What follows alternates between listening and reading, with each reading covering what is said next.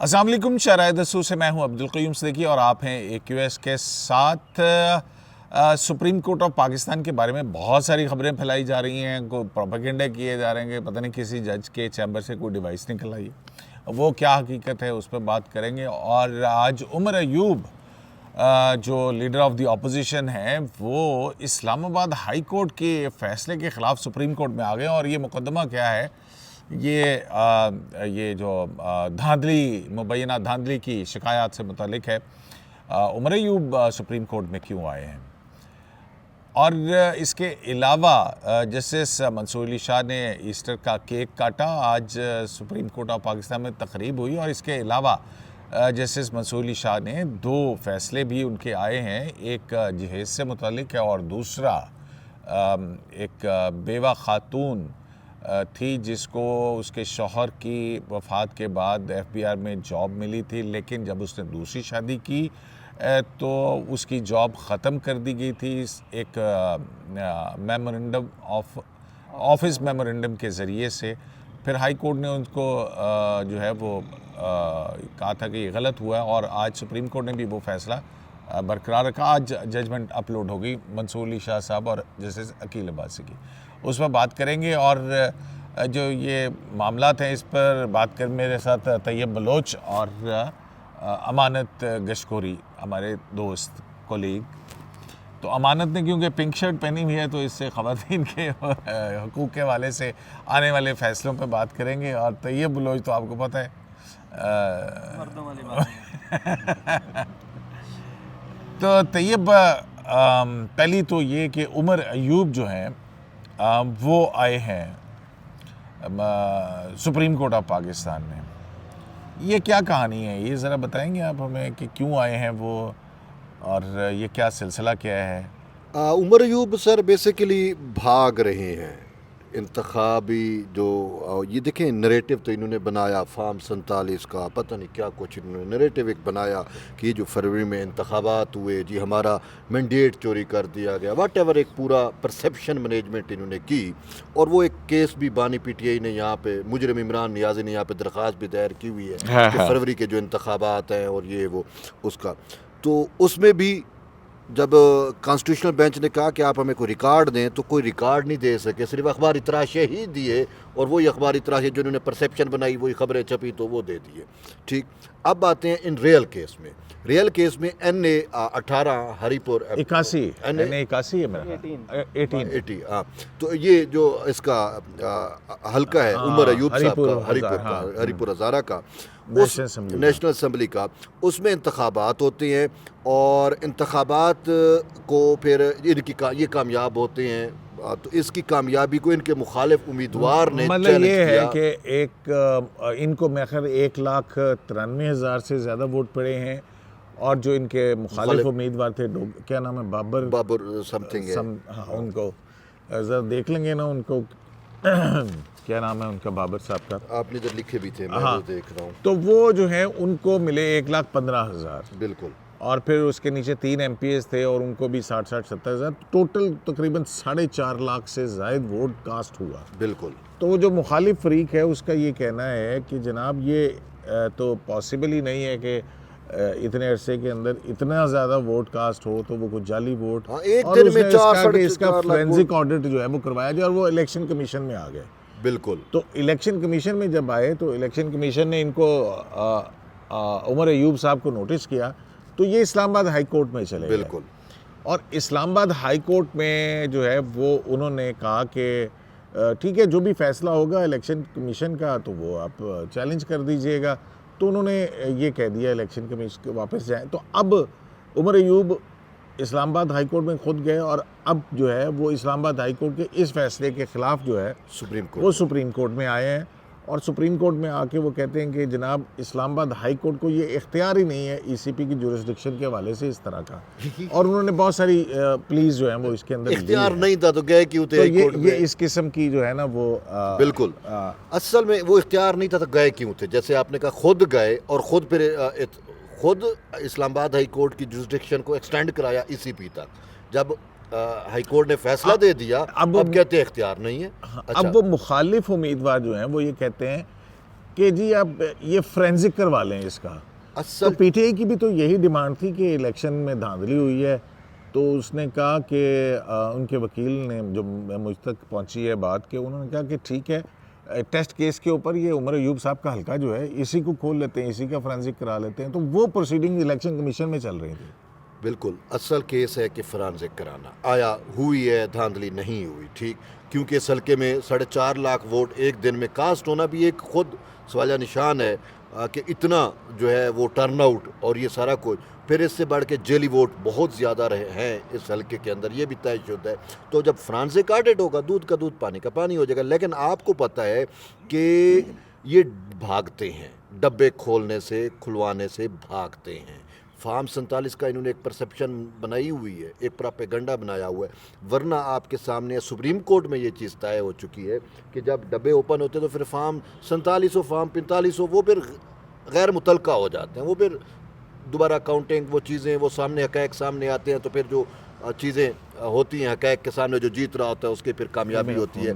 तो यूँ पीटीआई जो है आपके सामने, पहले भी इन्होंने धांधली का शोर मचाया था, यहाँ पे खुद बानी मुनज़्ज़म धांधली का, और फिर वो भी इल्ज़ाम, यहाँ से भी कमीशन बना तो अपने ही फिर उससे जस्टिस नासिर मुल्क की सरबराही बानी में। पीटीआई का क्या मौक़िफ़ था? सर ये फिर सुनी सुनाई बात है, मैंने उससे सुनी, मैंने उससे सुनी, 35 पंचर, ये वो फलांडिंग, तो ये भी वही चीज़ है। तो अब उमर अयूब साहब जो हैं वो भाग रहे हैं फ्रांसिक ऑडिट से। अब फ्रांसिक ऑडिट जो है वो क्या होगा कि हक़ाइक़ सामने आ जाएंगे, तो इस वजह से ये चाहते ही नहीं है कि वहाँ पे जो है ये सारे वो जो हूँ इनका फ्रांसिक ऑडिट हो।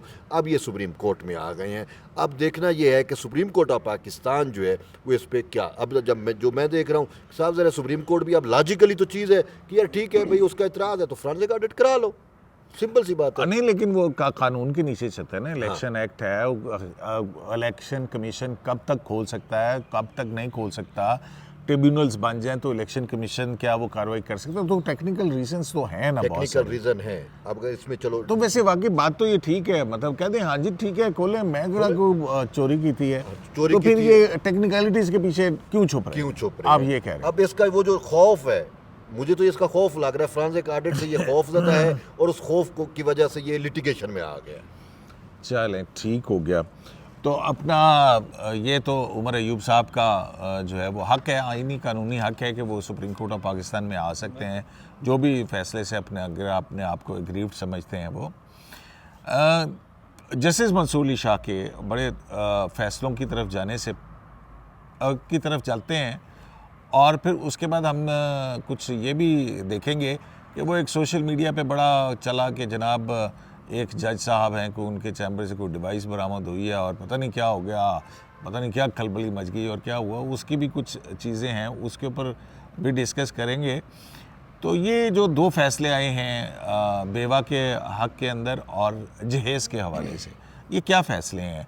और दूसरा, अब तो जो जजमेंट्स हैं वो QR कोड के साथ जो है वो अपलोड हो रही हैं कि आप उसको स्कैन करें। ये पहली दूसरी जजमेंट है, ये दोनों जजमेंट पे QR कोड लगा हुआ है। बिल्कुल।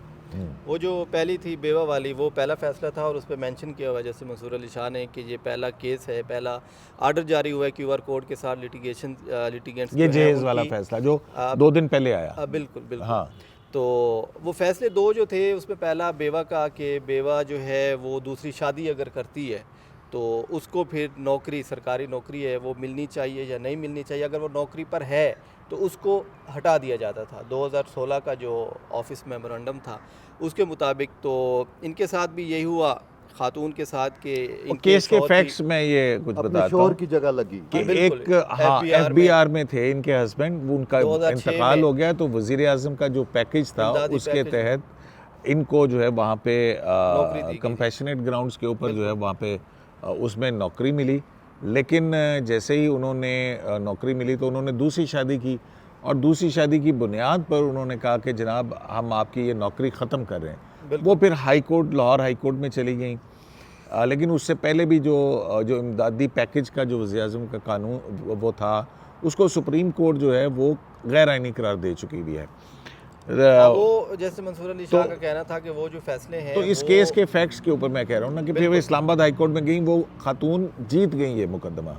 बिल्कुल। और FBR फिर आया, और FBR फिर सुप्रीम कोर्ट में आया। बिल्कुल। हाँ, तो उसमें फिर जस्टिस मंसूर अली शाह और अकील अब्बासी जो हैं उन्होंने दो रुकनी बेंच था इनका, जैसे मंसूर अली शाह ने ये फैसला लिखा है जिसमें उन्होंने कहा है कि बेवा जो है वो भी आम शहरियों की तरह उसके भी आइनी हकूक़ हैं, इस्लाम भी उसके हकूक़ देता है, बैनुल अक़वामी जो कवानीन हैं वो भी बेवा को हकूक़ देते हैं। तो ये नौकरी का हक, कन्वेंशन जो बिल्कुल, पाकिस्तान ने साइन किया, बिल्कुल, तो बेवा को नौकरी का हक जो है वो मिलना चाहिए। और जो FBI ने अपील दायर की थी वो खारिज की गई है और ये कहा गया है कि बेवा के पास तमाम वो हकूक़ हैं, वो इज़्ज़त के साथ अपनी ज़िंदगी गुजार सकती है और अगर एक मर्द दूसरी शादी करता है तो उसकी नौकरी बहाल रहती है, लेकिन अगर बेवा शादी करे तो उससे नौकरी ले ली मतलब कि जाती है। अगर एक शख्स मर्द जो है वो रंडवा हो जाता है वो दूसरी शादी करे तो उसकी नौकरी बहाल रहती है, बरकरार रहती है। लेकिन अगर औरत करती है तो वो इंतकाल के मतलब बाद, मसावी हकूक़ की बात हो बिल्कुल, रही है ना वो, कि सिनफी आर्टिकल मसावात, 14 और लाइफ बिल्कुल, राइट टू बिल्कुल, लाइफ जो है वो सिनफी मसावात और फिर उसके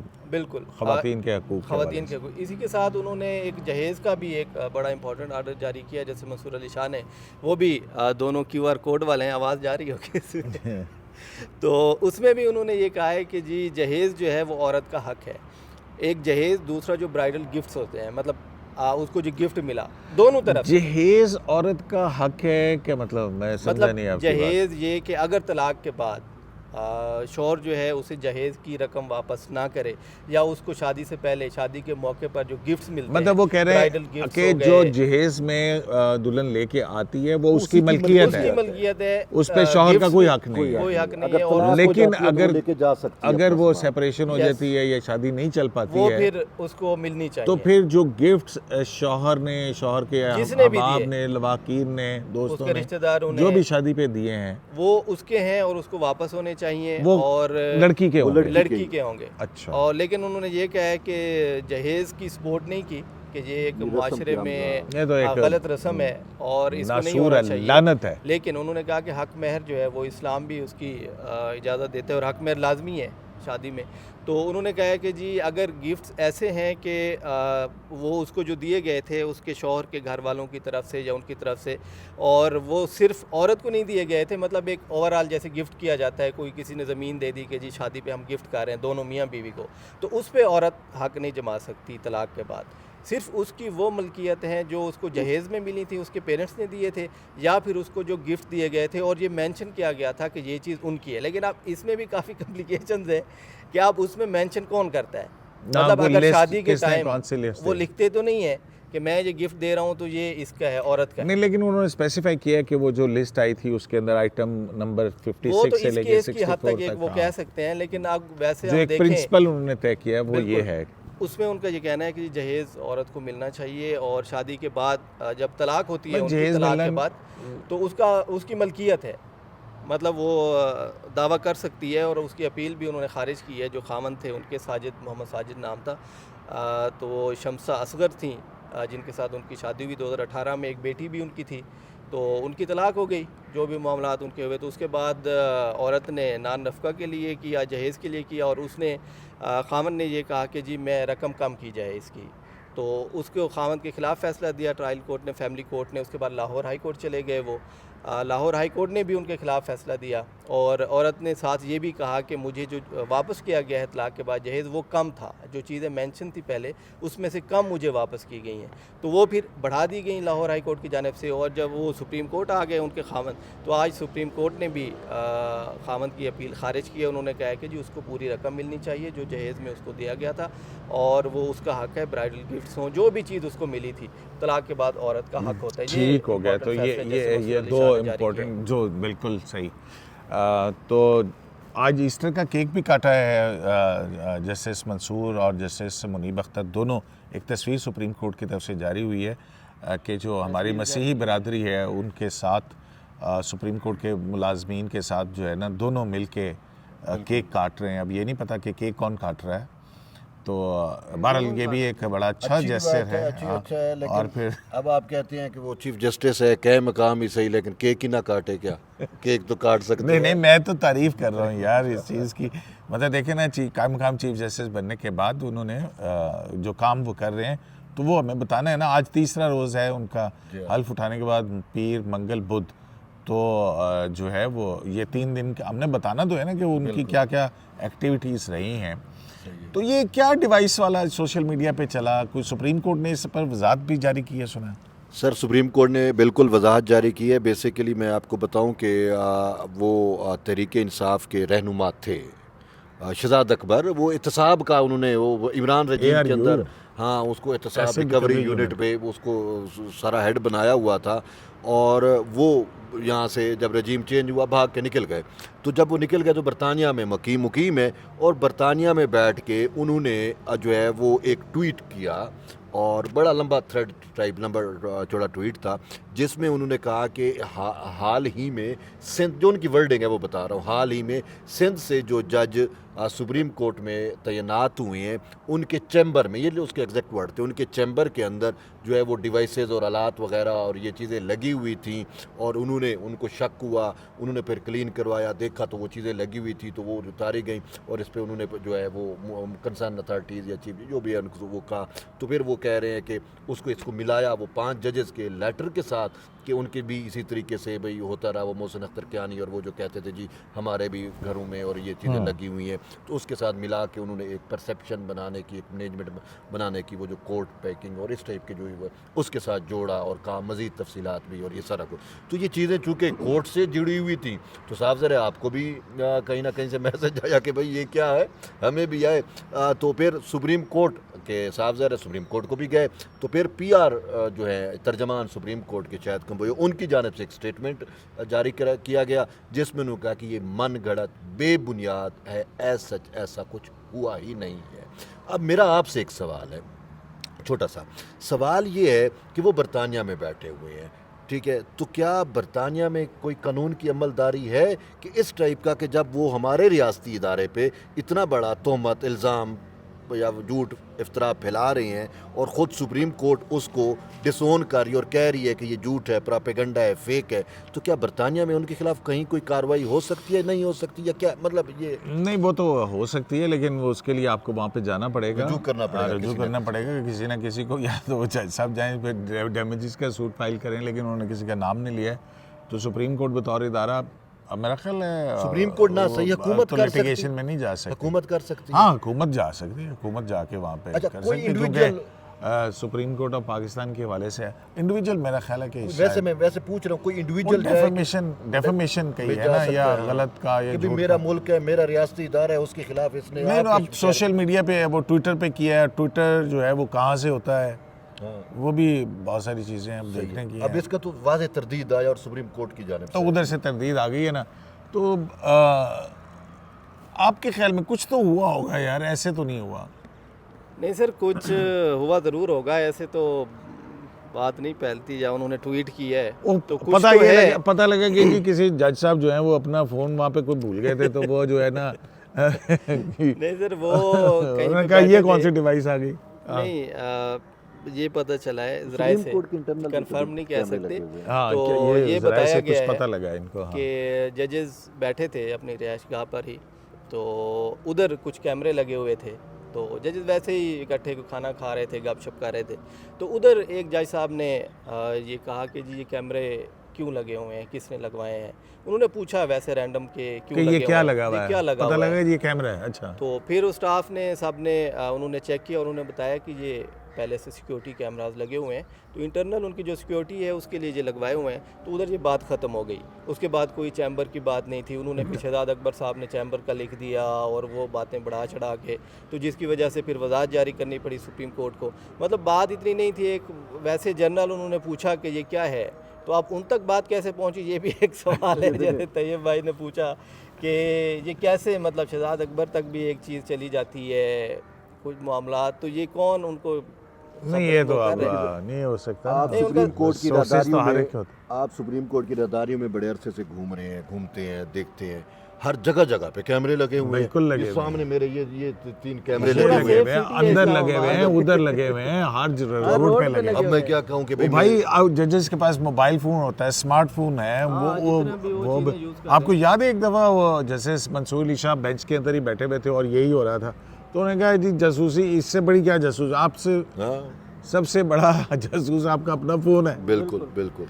तो वो जजेस के केस के अंदर भी वो ये इस किस्म के रिमार्क्स हैं। एक चलो मुख्तसर बहुत शुक्रिया। एक मुख्तसर तहरीक इंसाफ के बानी चेयरमैन मुजरिम इमरान नियाजी का भी आज एक मामला हुआ GHQ वाले उसमें, क्या GHQ हमला केस में हाँ जिस्मानी रिमांड जिसमें का। हाँ तो उसमें जो है ना मेन चीज़ ये है कि पंजाब प्रोसिक्यूशन ने उनका वो मांगा हुआ था रिमांड वगैरह, लेकिन वो तो पिछली समात में भी रिमांड से दस्तबरदार हो गए थे कि अब तो रिमांड नहीं चाहिए, लेकिन हमने 3 टेस्ट करने हैं, फोटोग्राफिक टेस्ट, पॉलीग्राफिक टेस्ट और तीसरा जो था वॉइस मैचिंग। तो उस पर उन्होंने कहा ठीक है आप ट्रायल कोर्ट में जाएं और ये मुद्दा वहाँ पे इख्तियार कर लें। लेकिन मैं जो चीज़ नज़र आ रहा हूँ कि बानी PTI जो है वो झूठ पकड़ने वाली मशीन से भाग रही है। पॉलीग्राफिक टेस्ट झूठ पकड़ने वाली मशीन होती है ना, अब वो अदलिया भी उसको जो है ना रिलीफ दे रही है। नहीं वो तो कह रहे हैं कि कोर्ट में भी जाएं, आप ट्रायल कोर्ट के अंदर जाएं, ये कोई मामला सुप्रीम कोर्ट ने तो वो नहीं। हाँ सुप्रीम कोर्ट में तो वो ऐसा तो ये ठीक है ना, इसमें वो सुप्रीम कोर्ट 4 माह में ट्रायल मुकम्मल करने का भी कह चुकी है, बिल्कुल तो वो उसके ऊपर कदम तो कोई नहीं। अगर ट्रायल कोर्ट के अंदर जाते हैं, ट्रायल कोर्ट देख लेते हैं क्या फैसला करती है, बिल्कुल। तो उसमें दोनों को हक हासिल होगा, उनके वकला को भी, तो फेयर ट्रायल की बात है ना, क्यों जी।